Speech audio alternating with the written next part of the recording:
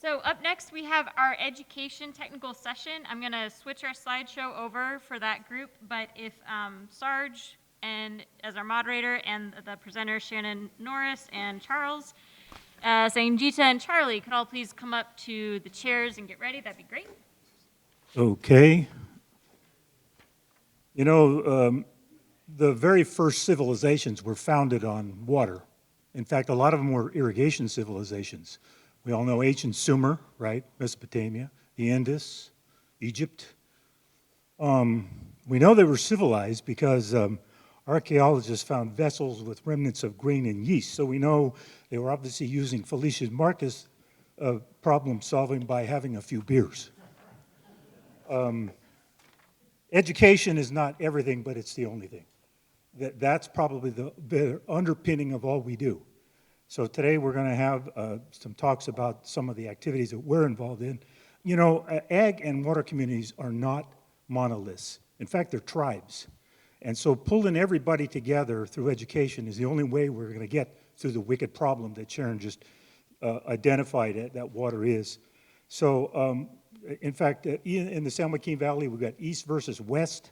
We've got surface water guys versus groundwater people, and we have urban versus ag.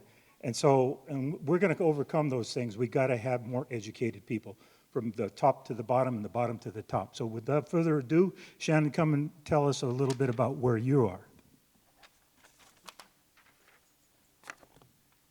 Thank you. Well, good afternoon, everybody. Thank you so much for letting us be a part of the program. My name is Shannon Norris, and I am at New Mexico State University, and we are working with our team there to be able to bring some education components to the larger project here. And I want to start with the key point that you just mentioned about education. And some of the presentations today have talked a little bit about the Gila River Valley. And I grew up in an area in southwestern New Mexico.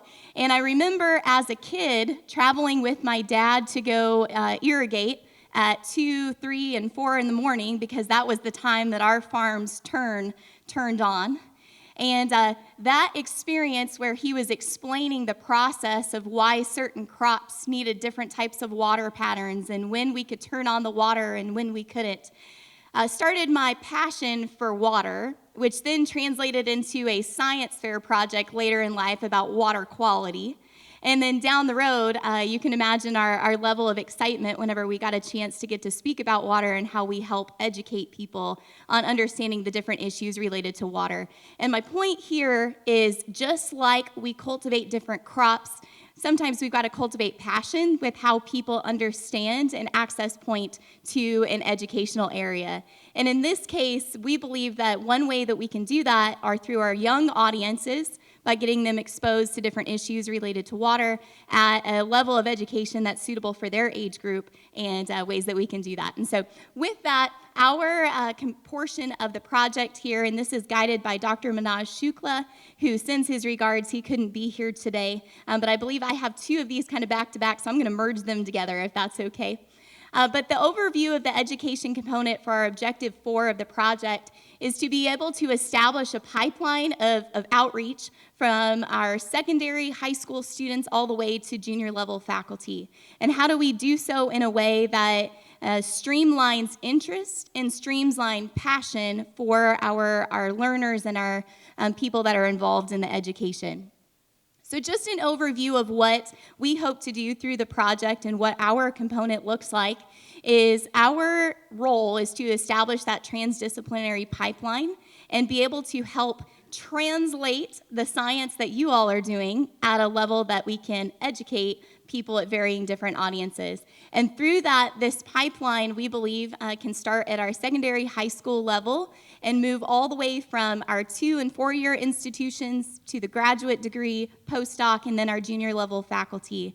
And the hope is that through this pipeline, we can create and cultivate different types of educational experiences to support that for varying types of learners.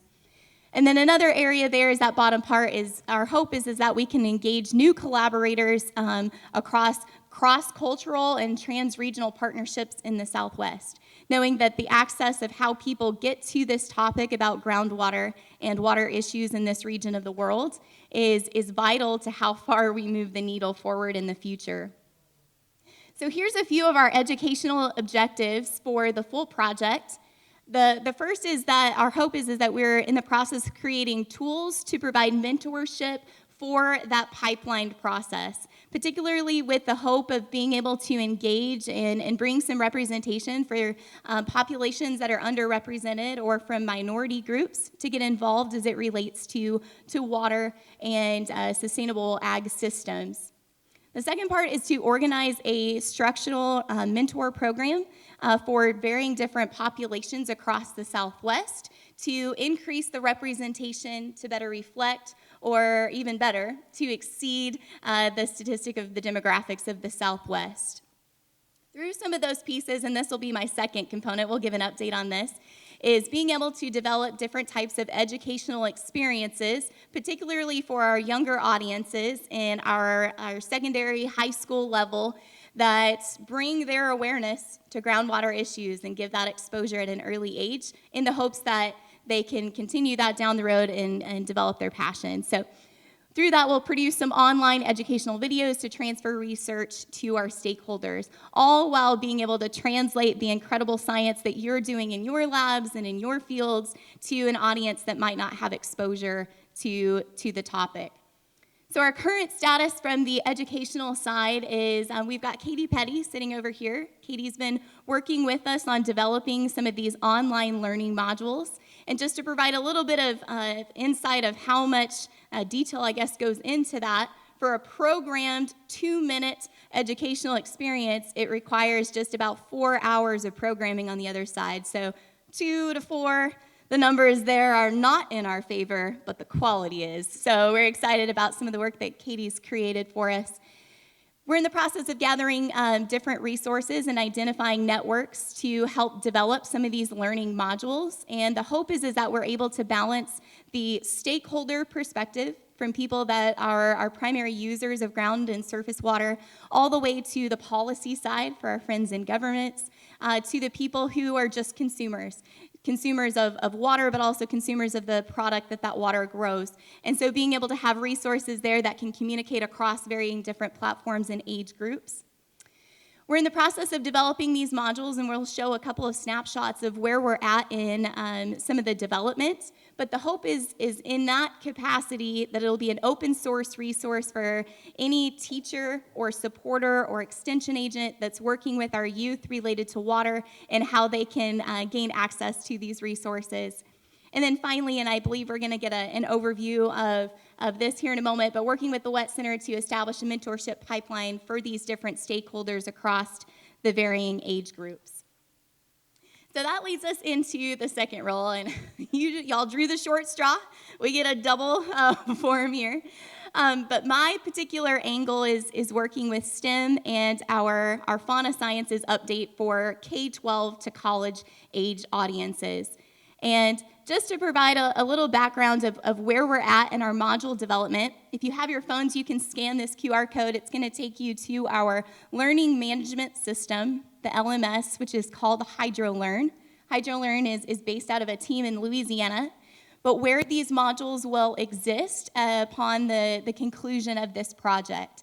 And through that, the proposed level of module development is we propose 10 of these that will be fully ready to go and deploy into any classroom, and will target a 45 to 50-minute lecture time.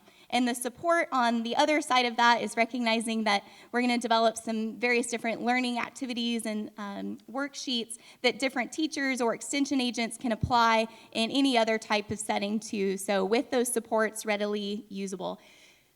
These 10 modules are broken down into 3 sections, and you can see that overview here on the screen. The first one's going to be under the showcase of groundwater. Section 2 is going to be under our surface water, but particularly as it relates to irrigation across agricultural contexts. And then finally, the third section of where these modules will exist are in climate change. Each of these different modules, again, with the intention of being adapted to a 9th to 12th grade learning and age appropriateness. So through that, you can see some of the big goals that we have, or different units that will be within these modules. And it starts pretty much from the beginning. So how do we hook attention and captivate our students so that they can become passionate about this area of interest? And we believe that this stage of learning is where the passion is going to help us continue this work 20 years down the road, 10 years down the road, or even 50 years down the road. So HydroLearn is an incredible partner for us in that process. Throughout these 10 different modules, here's a couple of screenshots from these different projects. You can see these on here. And how many of you have done some of the compliance training at your institutions? Oh yeah, it's our favorite, right? Well, the process that we use to create those compliance trainings often use the same software that we're using here. It's called Articulate Storyline. And it's a very engaging form of an online learning module. And basically, we can set up very different types of interactions and engagements with content, so the learners vary their visual acquisition of knowledge, their auditory, and their kinesthetic, because they are clicking through various different parts onto the screen. And these forms of engagement and different types of interactivity will vary based on the topic and based on the experience. So by building in different audio, video components, as well as textual pieces, we're hoping that these will remain highly engaging, so our learners will want to remain hooked and interested as it relates to water. Throughout all this process, again, we want to make sure that its rigor and relevance are appropriate for a 9th to 12th grade audience. And through these open source lessons in HydroLearn, the hope is that through worksheets and different supporting educational experiences with your research, we can continue to apply what's currently going on with some of the hands-on applications beyond the learning module themselves. And so stay tuned. We might be reaching out to you to see if we can borrow some of your educational modules or models to see if we can incorporate that into our lessons. We're in the process of investigating module usability, age appropriateness, and content relevance with our secondary education advisory board, with some high school teachers who are high school science and agricultural teachers, to make sure that we're hitting the mark where we need to be. Thank you. I've got a quick question for you before anybody else gets it. Do you have an app for that? Not yet. Not yet. Stay tuned. Okay. Well, next we're going to have Charles Hilyer from Fresno State to talk a little bit about the wet lab. Charles? Thank you. So there's the wet lab, and the titles are all mangled. That's too bad. Well, so I'm going to talk about an experiential learning program that is being done at Fresno State. This is being done at the Water, Energy, and Technology Incubator, which is a business incubator that's part of the California Water Institute. This program is what we're calling Wet Center Works, and the idea is fairly simple. There are a lot of ag tech companies out there that are working on leading edge or even bleeding edge new technologies, and they're trying to get growers to adopt these technologies and turn growers into customers. The startup culture is very different from conventional agricultural employers, right? So startups change their focus sometimes on a daily basis. They deal with constant uncertainty, they're dealing with competition that may or may not exist yet, and they're trying to deliver a product or service that nobody's ever heard of. We are trying to use this program to expose ag students and students generally to startup culture. Right, so the goal of this project is to expose students to the startup environment by partnering them with some of the startup companies that work with the Wet Center, and have the students do work for the companies that will help the company accelerate and reach market. So it's helping the companies and helping the students, and the end goal is hopefully to encourage these students to look at startup companies, particularly ag tech startup companies, as an alternative to more conventional agricultural employment. So how will it work? The startup company's got to have a plan for an innovation that's directly relevant to ag, right? So it's got to be ag, and since this is the Water and Energy Center, it's both ag and energy, although those are obviously always going to be tightly related. And they've got to be doing this in the southwestern United States. So we have a few companies that are doing stuff in Europe or in South America, but this company's got to be doing stuff in the Southwest. The student must have some justifiable benefit, and I've got to turn this on, put these on so I can read. Student and the venture must have some justifiable benefit resulting from the work that the student will conduct, right? So it can't be just the company that gets benefit out of it. The student's got to get something out of it too. More than just education. They've got to get some relevant work experience, they've got to get some pay, and they've got to get something that helps them become better educated. And the WET Center will basically broker these agreements between the student and the startup company.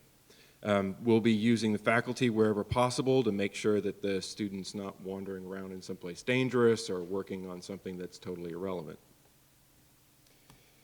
So what kind of projects are available? It's pretty broad. This can be market research.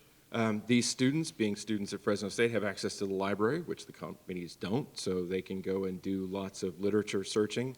But they can also do some real basic field work or data collection, anything that could happen on the Fresno State farm. And the project timeline can be anywhere from 2 weeks to a year, depending on the scope of work. The WET Center will cover up to 75% of the student's salary. So we're using the project's funds to pay 3/4 of the salary. The other quarter has to come from the company.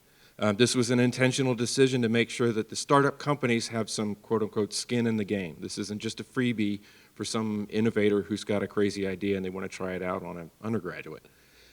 For projects that are less than 3 months, it's got to be a 50-50 split. So we're trying to emphasize longer term, semester length or year length projects. Now we got a bit of a late start on this at Fresno State, so we don't have a whole lot of companies engaged so far, but we're currently negotiating with 3 of them. One of them is called Bob Control, which is doing some pretty innovative stuff at the dairy. They're also trying to put together a hackathon. And so they're trying to get a student to help them put on that hackathon. Then we have 2 others, one called Ag Monitor, which some of you may know as Powwow. They're interested in getting some students to help them do field work. And the last one is UMIDA, which is a really novel subsurface irrigation that runs at 0 pressure. You think of it as furrow irrigation underground. It's a pretty crazy looking idea, and this particular innovator is doing a lot of field work at our research sites, and so he's looking for students to help him do field work. And that is our program. Thank you.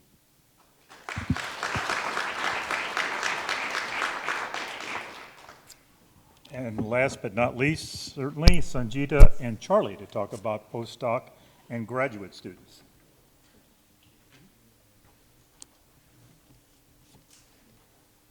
Good afternoon, everyone. My name is Sangeeta Bansal, and I am a postdoc here at UC Davis working in Soil Health Group. Hi, everyone. I'm Charlie Chen. I'm a second-year PhD student in the hydrologic science graduate group, working with Dr. Isaiah Kiseka and Dr. Yufang Jin. So today we are here to talk about graduate student and postdoc cohort group. So this group consists of all the students, all the postdocs who are working on this project. We basically created this group to get to know everyone because this is a really big project. So we kind of want to understand what everybody is working on, how each of us is connected, what are their objectives. And once we know that, we will be able to build collaborations potentially in the future. And our goal is also to host some workshops for this group and also invite guest speakers. And then if there are any upcoming conferences, we let those conferences, we explain them that what those conferences are and how they can take part in those conferences and submit abstracts. So our plan is that once we have enough results from this project, we will try to host a webinar, maybe sometime next March or April. So these are some of the main objectives to set up this group. So we basically meet once every month and discuss our projects and roles in this group. And so we try to connect based on that. Yeah, so so we have a very diverse group, and this is one of the first activities that we did at our onboarding meeting. So what we did is we took the different focus areas, research objective areas, and then we had people kind of put their names on Post-its next to the areas that they're working on. So you can see there's a lot of overlap. We have a lot in the sustainable ag, a lot in the sustainable ag systems, a little bit into the social economics. I see Felix chose to do green because he felt like he was special. But you can see, yeah, we have a lot of overlap between students. And so the idea is that over time, we'll be able to work together and kind of find some opportunities for collaboration. Up until now, most of the meetings have been virtual, and it was great seeing some people in person for the first time yesterday and today as well. And so, you want to go to the next slide? And yeah, so some of the activities that we are planning as a group, we do have an exclusive Slack channel just for the postdocs and grad students. If you do have any postdoc or grad students in your lab that is not part of this Slack channel, please let me or Sangeeta know and we'll add them to the group. Lastly, as Sangeeta mentioned earlier, we do have our monthly meetings. So this is, right now, is the last Tuesday of every month. During these meetings, we generally have 2 to 3 presenters who give like a short 10-minute presentation of their work. Afterwards, we have a Q&A, and people can ask questions about each person's presentations. And that is a way for us to facilitate sharing our knowledge and sharing what we're doing on a regular basis. And so there have been some discussions that have come from those presentations, and we're hoping just to expand on that moving forward. So a couple reminders. So we have research poster competition starting at 5:50 this evening till 7:30, and after that we have social evening. So we are going for bowling on campus. So if you are available, please join us. So we look forward to seeing you all there. So these are our emails. If you have any ideas or suggestions for us, please let us know. Thank you. Thank you. Do we have time for questions? Couple minutes for questions. Any questions? Yes, sir. Your online program, is that strictly online, or is there any in-person support for students that are in this program and choose to take the course? And what does that look like, I guess? Great question, thank you.